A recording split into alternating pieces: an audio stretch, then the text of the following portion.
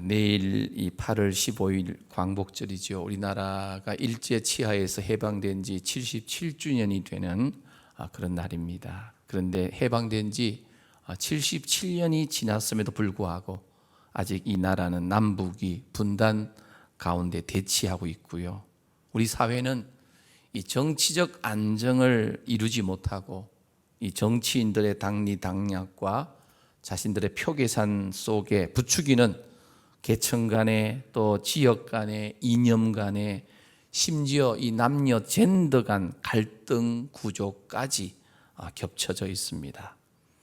이 4대 열강의 나라 틈바구니에서 지금도 심리적인 압박과 또 경제적인 압박을 은연중에 당하는 중입니다. 이러한 어려운 때일수록 우리 한국교회와 또 우리 모든 성도님들은 하나님의 말씀에 더욱 확실하게 기초해서 복음 위에 굳게 서 있어야 될 줄로 믿습니다. 우리가 하나님의 말씀 안에 바로 서 있기만 한다면 하나님께서 우리나라를 보호하여 주시고 계속해서 사용해 주실 줄로 믿습니다. 어떠한 경우에도 자유민주주의가 훼손되는 어떤 공산 국가나 사회주의 적화통일은 우리가 막아내고 자손들에게 우리 자녀 손들에게 신앙의 자유가 있는 이 자유민주주의 대한민국을 반드시 물려주도록 우리 믿는 성도님들이 한 마음으로 하나님께 부르짖고 기도하고 또 같은 마음으로 우리가 함께 노력해야 될 줄로 믿습니다. 이 세상의 모든 사람은 인생을 살아가면서 무엇인가에 붙들려서 또 매여서 살아가고 있습니다. 대부분의 세상 사람들을 보면 물질에 붙들려 있는 것을 봅니다. 이 돈에 붙들려 있습니다. 아니면 인생이 잘 풀리지 않아서 한 잔, 두 잔 마시다 보니까 술에 매여서 알코올 중독에 빠져서 시간을 또 모든 것을 허비하고 있는 사람도 있습니다. 오락에 빠지거나 도박에 빠지거나 향락에 빠지거나 어떤 욕심과 또 권력에 취해가지고 또 나쁜 습관을 끊지 못하고 계속해서 이끌려가거나 잘못된 어떤 사상 또 철학에 매여 있기도 하고 잘못된 이 신앙, 이 종교에 매여 가지고 살아가는 사람들도 있습니다. 사랑하는 성도님들은 오늘 이 인생을 살아가면서 한번 곰곰이 생각해 보셔야 됩니다. 한 번뿐인 인생, 나는 무엇에 붙들린 인생을 지금 살아가고 있는지 우리 자신을 한번 돌아보아야 됩니다. 오늘 우리가 함께 읽었던 이 본문에 등장하는 이 사울이라고 하는 사람을 주목해 보시죠. 이 사람은 원래 유대주의 율법에 꽉 붙들린 인생을 살아가던 사람입니다. 잘못된 이 유대주의 이 율법에 붙들려서 쓸데없는 시간을 낭비하던 사람입니다. 그런데 다메섹으로 가는 길 가운데서 예수님을 만나고 이전과는 완전히 다른 오늘 말씀의 제목처럼 복음에 붙들린 인생을 살아가게 되었다는 겁니다. 도대체 다메섹으로 가는 길 위에서 이 사울이라고 하는 사람에게 어떤 일이 일어난 것인가? 사람이 변해도 하루아침에 이렇게 180도 완전하게 변화될 수 있다는 말인가? 그리고 오늘 이 시대에도 여전히 이런 극적인 변화가 되는 은혜가 우리 가운데서도 진정 일어날 수 있다는 말인가? 자, 오늘 이 말씀은 그 유명한 이 바울의 이 회개 사건입니다. 사울이 예수님을 만나서 회개하고 예수님께로 돌아온 이 일은 아마도 기독교 2000년 역사 속에 최고의 회심의 사건입니다. 성경에서 주로 회개나 회심 이야기할 때 세 가지 유형의 이 회심을 만날 수가 있습니다. 첫 번째는 급진적인 회심이에요. 오늘 본문의 이 사울의 경우처럼 어떤 극적인 어떤 사건, 어떤 일, 경험을 통해서 심경의 변화를 일으켜서 이렇게 극적으로 회심하는 경우를 말합니다. 평안하게 살던 어느 날 원치 않던 질병이 다가와서 죽음이 눈앞에 이르렀었는데 호련히 하나님께서 개입해 주셔서 그 질병을 낫게 해주시고 새 삶을 살게 해주셨을 때 극적인 이런 회심과 은혜를 경험하게 되죠. 또 사업의 실패로 헤어나지 못하고 있을 때 하나님께서 어떤 기적적인 방법으로 그 사업을 다시금 일으켜서 다시금 재기하고 또 하나님의 손에 붙들림 바 되는 삶을 사는 그런 경우가 급진적 회심이라고 할 수 있겠습니다. 그런데 두 번째는 이 점진적인 회심이 있습니다. 이 주로 이 어려서부터 예수 믿는 집안에서 태어났거나 자라난 사람들이 이 점진적으로 예수님을 믿게 되고 더 깊이 알아가게 되는 경우를 말합니다. 성경에는 이 바울의 영적인 아들이라고 할 수 있는 디모데가 그런 케이스입니다. 디모데 형이라 그럽니다. 그리고 세 번째 회심이 있는데 어떤 회심이냐면 유사적인 회심이에요. 유사적 회심, 다시 말하면 일시적 회심, 또 궁극적으로는 가짜 회심입니다. 자기가 분명 예수 믿어서 구원받은 줄 알았는데 결과적으로 보니까 구원받은 게 아닌 거예요. 유사 회심, 일시적 회심 또는 아예 가짜 회심이 있다는 거예요. 이건 가룟 유다의 경우입니다. 가룟 유다. 분명히 일시적으로 감동을 받았고 3년 동안 예수님의 제자로서 예수님을 따라다녔는데 결국 마지막이 어떻습니까? 사단의 도구로 끝나는 비참하게 인생을 마감하는 가짜 회심 또는 유사적 회심. 성경에 보면 이 디모데전서 1장 19절 20절에 보면 믿음과 착한 양심을 가지라 했는데 어떤 사람들은 양심을 버리는 거예요. 예수 믿으면서도 양심을 버리고 믿음에 관하여 파선했는데 그 이름이 등장해요. 20절에 그 가운데에 후메네오, 알렉산더라고 하는 이 두 사람은요 양심을 버리고 믿음이 파선됐다 믿음이 깨지고 결국은 교회를 떠났다는 거예요. 믿음에서 떠났다는 거예요. 이런 경우가 바로 유사적 회심, 일시적 회심 또는 가짜 회심이라고 할 수 있겠습니다. 오늘 이 자리에 계신 우리 성도님들은 어떤 회심을 경험하셨는지요? 급진적입니까? 아니면 점진적입니까? 아니면 나는 열심히 나름대로 예수 믿고 있는데 하나님을 기쁘시게 하지 못하는 변화된 삶을 살지 못하는 유사적 회심 또는 일시적 회심 아니면 가짜 믿음, 가짜 회심을 경험하고 있지는 않는지요. 이 주님을 만나기 전에 사울의 모습은 유대 전통주의 율법에 붙들려서 쓸데없는 헛된 일에 열정을 보인 인생이었습니다. 유대 전통주의 율법 여기에 붙잡힌 바 돼가지고 잘못된 열정이 예수님을 향한 적대심으로 나타나서 예수 믿는 성도들을 잡아서 옥에 가두고 사내들인 공의회에 넘기고 그들을 죽음에까지 이르게 하는 핍박하는 자리에 이 사울이 서 있었다는 거예요. 오늘 이 성경 말씀에서도 예수 믿는 사람들을 핍박하고 심지어 다메섹에 가기까지 이 다메섹이란 지역은 예루살렘에서 한 240km 정도 떨어져 있는 그런 지역입니다. 그곳에 유대인들이 많이 그곳에 가서 있었는데 그 중에서 예수 믿는 사람들이 많이 있다라고 하는 정보를 듣고 그곳에 가서 예수 믿는 사람을 잡아다가 예루살렘으로 데려오려고 했던 사람입니다.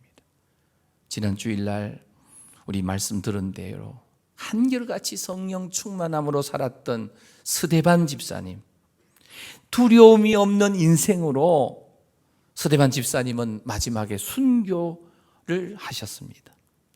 사도행전 7장에 보면 유대인들에게 돌에 맞아 죽는 그 현장에도 책임자로 깊이 관여되어 있었던 사람이 바로 이 잘못된 이 유대 전통주 율법에 붙들려 인생을 살았던 사울이라고 하는 사람입니다. 사도행전 7장 58절입니다. 성 밖으로 내치고 돌로 칠세 증인들이 옷을 벗어 사울이라는 청년의 발 앞에 두니라. 스데반 집사님은 이 평신도 사역자입니다. 초대 예루살렘 교회의 7 집사님 중에 한 사람입니다. 그런데 그 스데반 집사님은 성령 충만했고 많은 사람들에게 이적과 기적을 일으키는 권능이 있었던 사람입니다. 그런데 성령 충만하고 권능을 행사했던 스데반 집사님이 자신이 막상 순교당하는 순교 현장에서는 자신이 가지고 있던 그 성령 충만함과 그 권능을 사용하지 않았습니다. 하나님께서도 그 스데반 집사님의 순교 현장에 어떠한 기적도 표적도 일으키시지 않으셨습니다. 이 성경을 읽다 보면 이런 마음이 가끔 들어요. 스데반을 향해서 돌 던지는 사람들에게 갑자기 하늘에서 천둥 번개를 치면서 돌 던지는 사람들을 벼락으로 그냥 그 자리에서 쳐버리면 얼마나 좋을까? 아니면 스데반을 향하여 돌 던지던 그 돌이 다시 돌아가서 돌 던지는 사람들의 이마에 갔다가 박히고 눈덩이를 내리치면 윽윽 하고 쓰러지면 얼마나 우리가 통쾌하겠습니까? 그런데 성령 충만하고 권능을 가지고 있던 스데반 집사님은 그냥 아무 힘없이 어이없이 던지는 돌에 맞아서 순교의 제물이 되고 말았습니다. 사랑하는 성도 여러분, 스데반 집사님이 왜 이렇게 어이없이 죽어야만 했습니까? 스데반 집사님을 오히려 하나님께서 살리셔서 더 많은 사람들에게 복음을 전하는 선한 도구로 사용하셨으면 더 좋지 않았을까요? 스데반 집사님은 순교 현장에서 하나님의 보좌 우편에 서 계신 예수님을 보면서 기도합니다. 주 예수여, 내 영혼을 받아 주십시오. 주여, 이 죄를 그들에게 저들에게 돌리지 마옵소서.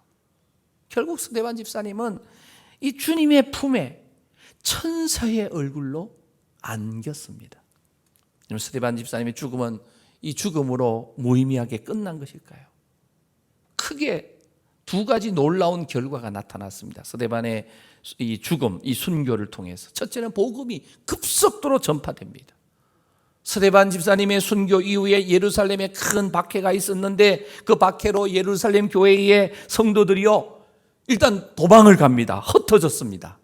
그런데 놀라운 것은 흩어진 유대인들이 유대 기독 성도들이 가는 곳마다 복음의 정일된 거예요.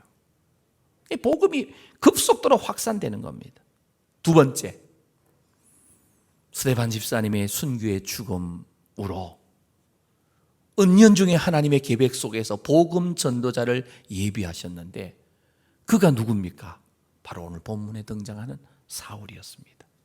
사울은 다시 말씀드리지만 스데반 집사님의 순교에 깊이 관여된 인물입니다. 스데반 집사님의 순교 현장의 이 모든 과정을 옆에서 자세히 지켜본 사람입니다. 돌에 맞아서 피투성이가 되어 있고 피범벅이 된 얼굴이었지만 원수를 향하여 기도하는 스데반 집사님의 얼굴은 이 세상 사람의 얼굴의 모습이 아니었습니다.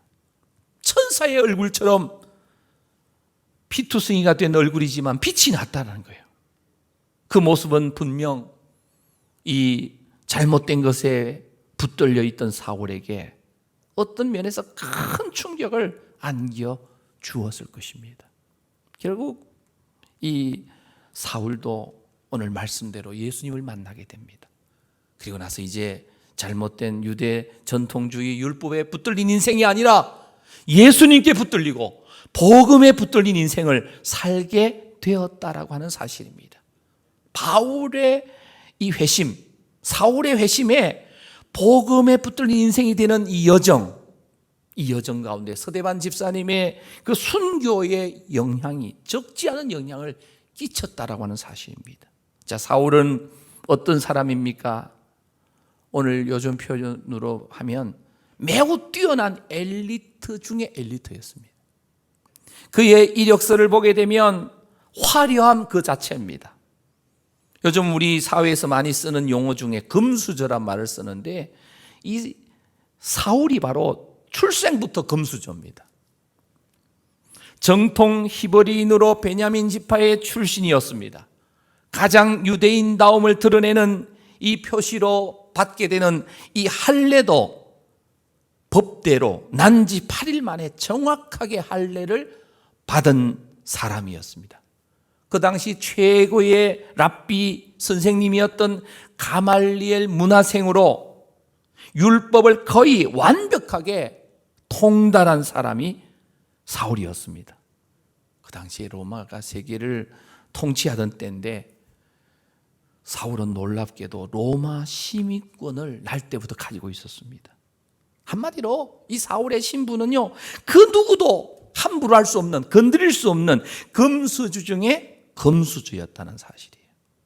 그런데 안타깝게도요, 이런 엘리트요 금수저를 가지고 있던 사울이 잘못된 전통, 유대주의 전통 율법에 붙들린 인생으로 사람을 살리는 일에 그가 쓰임받은 게 아니라 예수 믿는 사람들을 잡아 죽이는 일에 앞장서고 있었다는 사실이에요.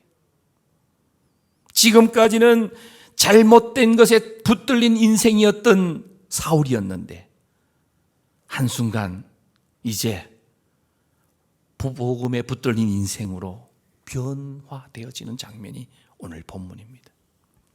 예수님을 전하지 못하도록 방해하던 그가 이제 자신이 예수님을 전하는 자가 되었습니다. 예수 믿는 사람들을 잡아서 핍박하던 자에서 자신이 예수님 때문에 핍박받는 자가 되었다는 거예요. 예수 믿는 사람들을 죽이려 했던 자에서 예수님 때문에 자신이 죽을 수밖에 없는 그런 사람이 되었습니다. 그렇게 화려했고 단단했던 이 금수저 이력은 사울의 고백 속에 그런 고백이 있지요. 다 배설물처럼 여긴다는 거예요. 버리고 싶은 쓸모없는 배설물이 되었다는 거예요. 사랑하는 우리 성도 여러분, 무엇이 사울을 이토록 변화되는 은혜가 있게 했는가? 무엇이 사울의 인생을 이렇게 극적인 반전을 180도 반전을 이루게 해 주셨는가? 그것은 바로 복음입니다. 복음은 한마디로 예수 그리스도이십니다. 예수님께서 사울의 인생을 뒤집어 버리신 거예요. 예수님께서 사울의 삶을 완전 반전시키신 겁니다. 오늘 이 본문 말씀에 보면 예수님께서 사울을 직접 찾아가셨습니다. 본문 1절 2절입니다. 사울이 주의 제자들에 대하여 여전히 위협과 살기가 등등하여 대제사장에게 가서 다메섹 여러 회당에 가져갈 공문을 청하니, 만일 그 도를 따르는 사람을 만나면, 이 도를 따르는 사람이 누구냐? 예수님 믿는 사람을 만나면 남녀를 막론하고 결박하여 어디로 데려온다고요? 예루살렘으로 잡아오려고 다메섹으로 가는 길입니다. 예수 믿는 사람들을 사로잡아 예루살렘으로 잡아오기 위해서 대제사장에게 가서 체포 영장을 받아서 다메섹으로 가는 도중입니다. 그런데 오늘 3절입니다. 사울이 길을 가다가 다메섹에 가까이 이르더니, 다메섹에 거의 도착할 쯤입니다. 호련히 하늘로부터 뭐가 비쳤어요? 빛이 그를 둘러 비추었습니다. 오늘 말씀을 듣는 우리 성도님들 가운데도 영의 눈이 뜨여져서 신령한 하늘의 빛을 보게 되시기를 축복합니다. 하늘로부터 강력한 빛이 사울을 비추었습니다. 그 순간 사울은 눈이 멀어졌습니다. 그의 몸도 엎드러졌습니다. 본문 4절 5절입니다. 땅에 엎드러져 들음에 소리가 있어 이르시되, 사울아 사울아 내가 어찌하여 나를 박해하느냐 하시거늘. 우리 5절 말씀 함께 읽겠습니다. 시작. 대답하되 주여 누구시니까? 이르시되 나는 네가 박해하는 예수라. 아멘. 주님이 사울아 사울아 네가 어찌하여 나를 박해하느냐? 사울을 친히 부르셨습니다. 사울이 묻습니다. 주여 누구십니까? 예수님이 말씀하세요. 나는 너가 박해하는 예수다. 예수님이 사울을 찾아가신 거예요. 사울은 정말 놀랐습니다. 제정신이 아닐 정도로 충격을 받았습니다. 그래서 8절 9절 말씀을 보면 눈은 떴지만 아무것도 볼 수 없었고 아무것도 만질 수가 없는 상태입니다. 너무 충격이 커서. 그리고 어떤 음식도 물도 먹거나 마시지 못했습니다. 그냥 자동으로 3일 동안 금식을 하게 된 겁니다. 그리고 다른 사람의 손에 이끌려서 다메섹, 이제 거의 눈앞에 왔는데 다메섹으로 다른 사람의 손에 잡혀서 들어가게 됩니다. 보지 못한 것뿐만 아니라 이미 누군가의 부축이 필요했던 사울, 이미 이 순간에 그 순간에 주님의 손에 붙들린 바 인생으로 바뀌어버린 거예요. 여러분, 사울의 회심의 이 모습을 본문에 보면 세 가지 과정으로 진행됩니다. 첫째, 빛을 보았습니다. 강력한 하늘로부터 비치는 빛입니다. 두 번째, 음성이 들렸어요. 말씀이 들렸어요. 세 번째, 꼬꾸라졌습니다. 엎드려졌습니다. 구약 성경에 보면 이사야 선지자도 사울과 같은 경험을 합니다. 성전에서 이사야 선지자가 주님을 봅니다. 강력한 주님을 보게 됩니다. 그리고 그분의 음성을 듣습니다. 그도 그 자리에서 이사야 선지자도 엎드려집니다. 여러분, 주님을 만난 사람들은 엎드릴 수밖에 없습니다. 왜요? 그 위대한 광채 앞에, 영광 앞에 우리는 엎드려질 수밖에 없어요. 그래서 이사야 선지자는 고백합니다. 화로다 나여 망하게 되었도다. 부정한 우리가 영광의 빛을 보면 우리는 눈이 멀 수밖에 없고 우리는 꼬꾸라질 수밖에 없습니다. 주님을 만난 사람들은 결국은 이런 고백을 합니다. 주여 무엇을 하리까? 사도행전 오늘 본문 9장에는 사울이 이런 고백을 한 것이 생략되어 있는데 이 사도행전 뒷부분에 가면 22장에 보면 10절에 이렇게 말합니다. 내가 이르되 주님 무엇을 하리까? 주께서 이르시되 일어나서 다메섹으로 들어가라. 너가 무엇을 해야 할지 모든 것을 거기서 누가 가르쳐 줄 것이다 라는 거예요. 하나님을 만난 사람들의 공통적인 특징은요, 내가 이 땅에서 사명을 발견한다는 거예요. 내가 무엇을 하면서 살아야 될지를 발견한다는 거예요. 오늘 이 자리에 오신 우리 모든 성도님들, 진정 주님을 만나셨다면 내가 이 땅에서 지금 이대로 살아도 되는지 우리의 사명을 점검하고 새롭게 주님 앞에 질문하게 되기를 바랍니다. 주님, 내가 무엇을 하리까? 이 질문은 매우 중요합니다. 하나님께 붙들린 인생이라면 누구나 이런 질문을 해야 합니다. 왜요? 하나님께서 우리를 만나주시는 이유가 여기 있기 때문입니다. 오늘 본문 이후 10절 이하에 보면 주님께서 아나니아라고 하는 신실한 종을 사울에게 보냅니다. 여러분 17절 그 이하에 보게 되면 이 아나니아는 하나님께서 보내신 대로 사울에게 가서 머리에 손을 얹고 안수했습니다. 그럴 때 사울에게 성령 충만함이 임했습니다. 그리고 사울의 눈에서 비늘 같은 것이 벗겨져서 다시 보게 되었습니다. 그런데 놀라운 것은요, 이 강력한 빛을 보기 이전과 이제 안수에서 비늘 같은 것이 벗겨진 이후에 보이는 이 세상은 완전 차원이 달라지게 보였다라고 하는 사실입니다. 오늘 예수 그리스도를 믿어서 천국 백성이 되면 어제의 세상이 오늘 세상과 똑같은데 우리의 눈이 그것이 새롭게 보이는 거예요. 이런 은혜가 오늘 이 자리에 참여한 모든 성도님들에게 가득하게 되시기를 주님의 이름으로 축원합니다. 그리고 사울이 이 성령 충만한 가운데 예수님이 누구이신지를 분명히 알게 되었다는 거예요. 지금까지 예수 믿는 사람들을 잡아 죽였던 사울이, 아나니아의 기도로 눈을 뜨게 된 사울은 이제 예수님이 누구신지를 정확하게 알게 되었다는 거예요. 성령을 받고 보니까 내가 지금까지 핍박했던 예수 믿는 사람들 알고 보니까 그 예수님이 바로 하나님이시라는 사실이에요. 예수님은 사람의 몸을 입고 이 땅에 오셨지만 하나님의 아들이시면서 곧 하나님이신 줄로 믿습니다.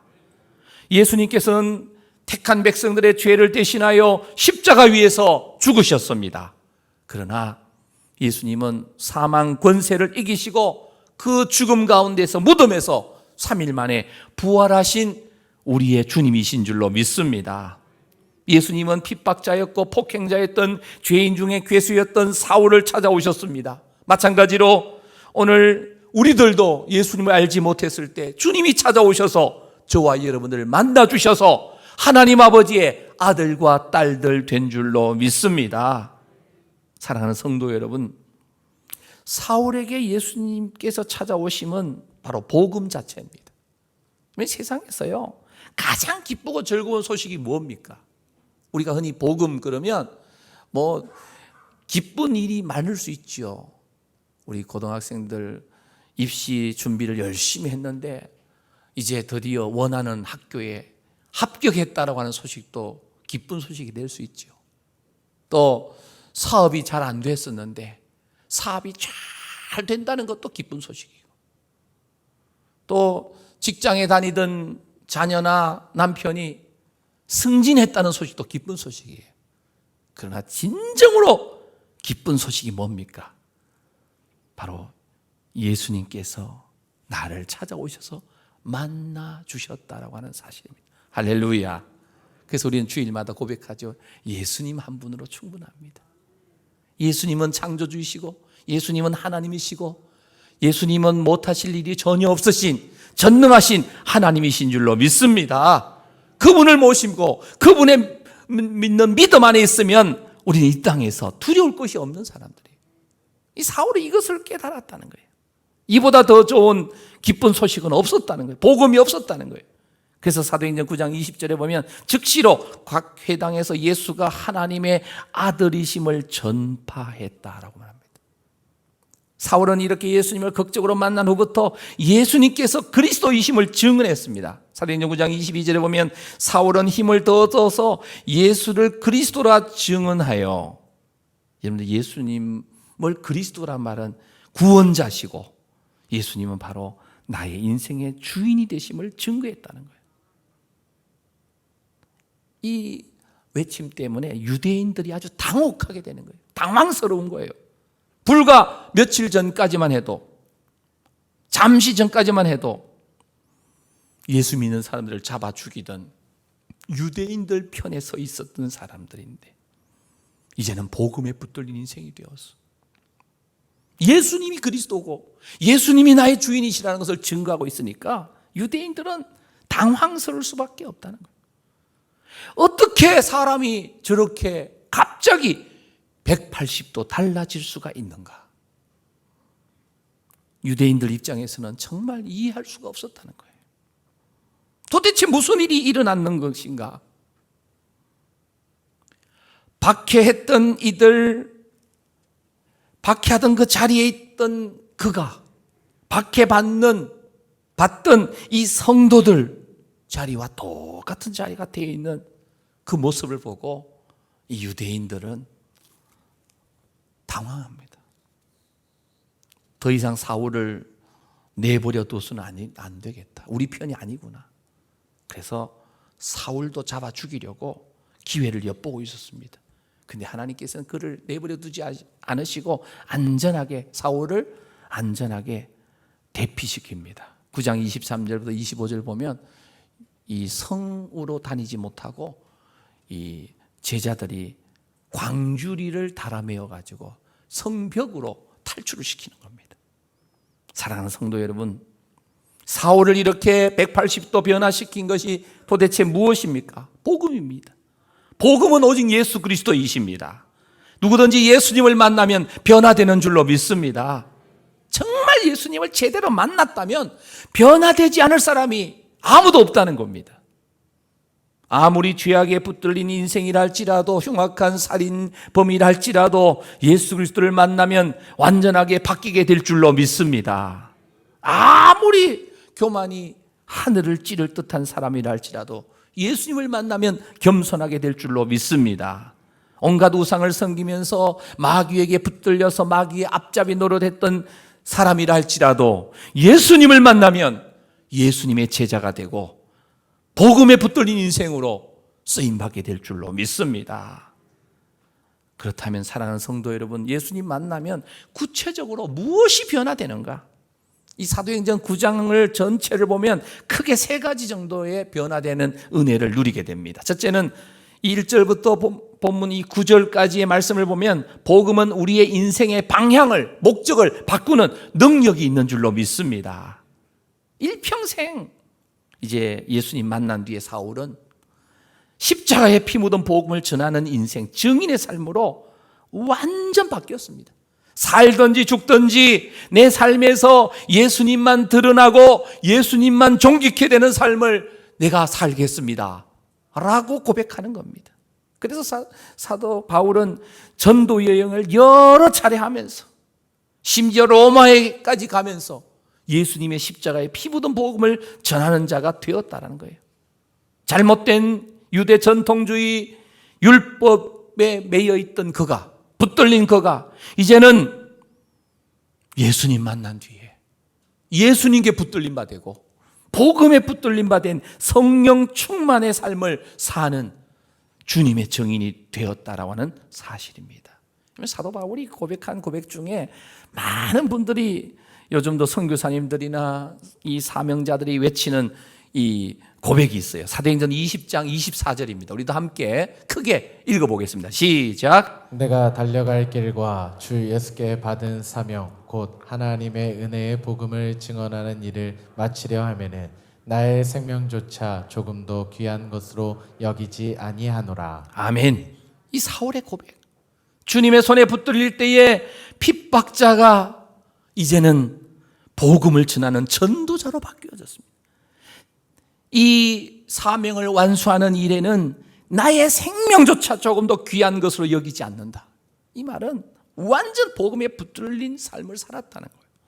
사랑하는 성도 여러분, 예수님을 진실로 만나는 자마다 복음에 붙들린 바 되어서 삶의 방향, 삶의 목적이 완전히 바뀌어지는 은혜를 경험하게 될 줄로 믿습니다.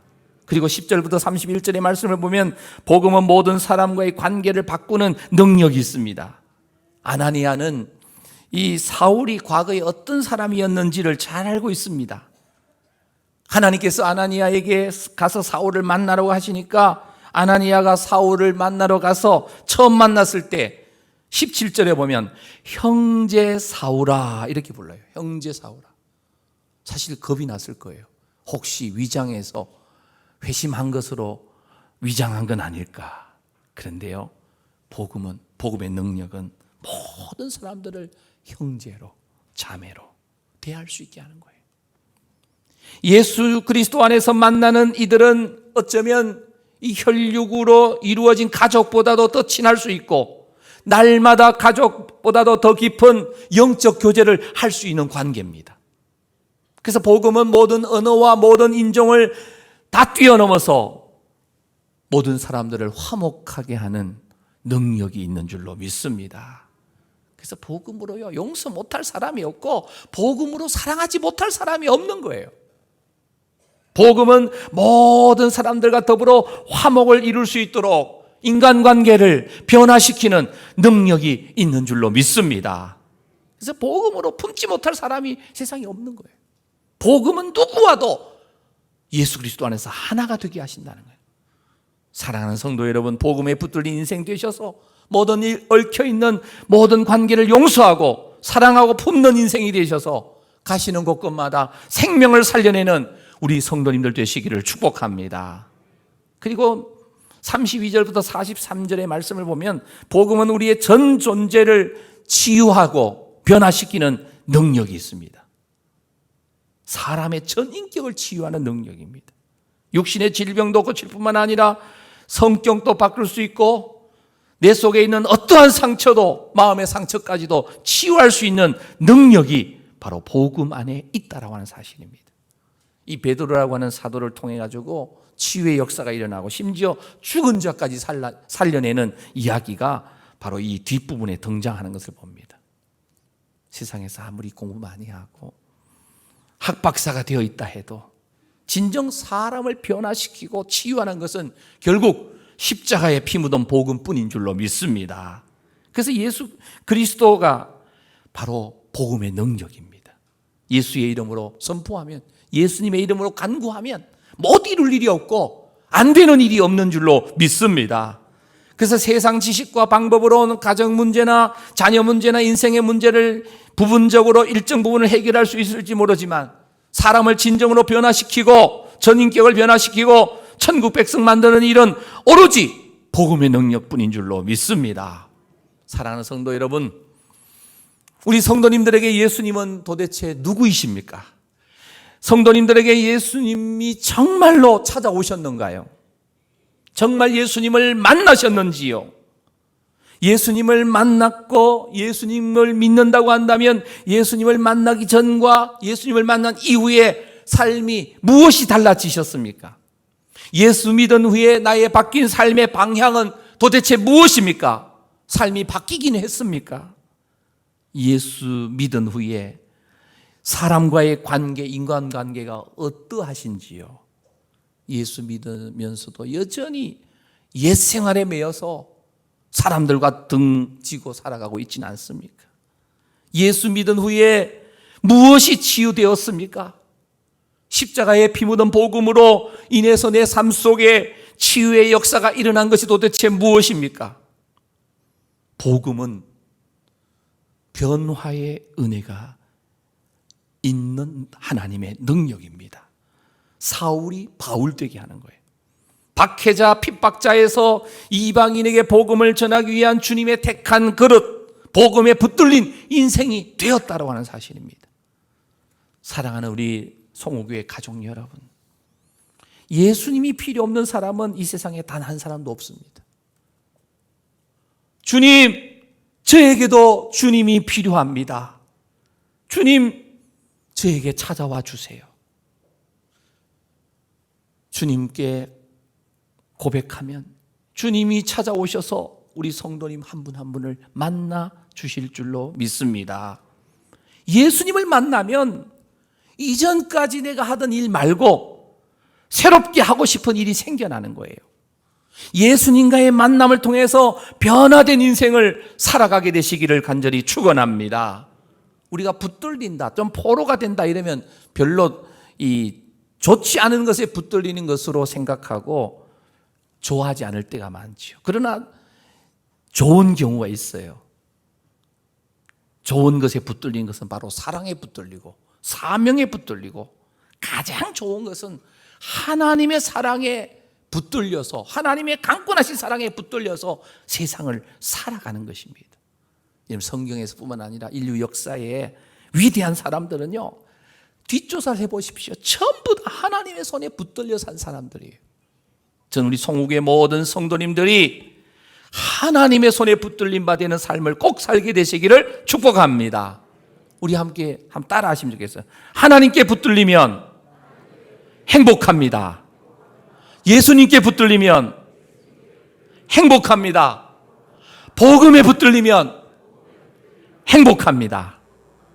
이사야 40장 31절입니다. 우리 함께 읽겠습니다. 시작. 오직 여호와를 앙망하는 자는 새 힘을 얻으리니 독수리가 날개치며 올라감 같을 것이요 다른 박질하여도 곤비하지 아니하겠고 걸어가도 피곤하지 아니하리로다. 오직 여호와를 앙망하는 자는 새 힘을 얻는다고 했습니다.